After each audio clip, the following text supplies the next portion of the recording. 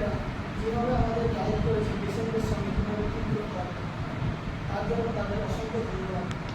এবং ভাই বোনেরা আজকের দিনে সহযোগিতা করা যেভাবে অনুষ্ঠানকে সাফল্যমণ্ডিত করেছে তার জন্য ধন্যবাদ। এই বলে আমি আমার সংক্ষিপ্ত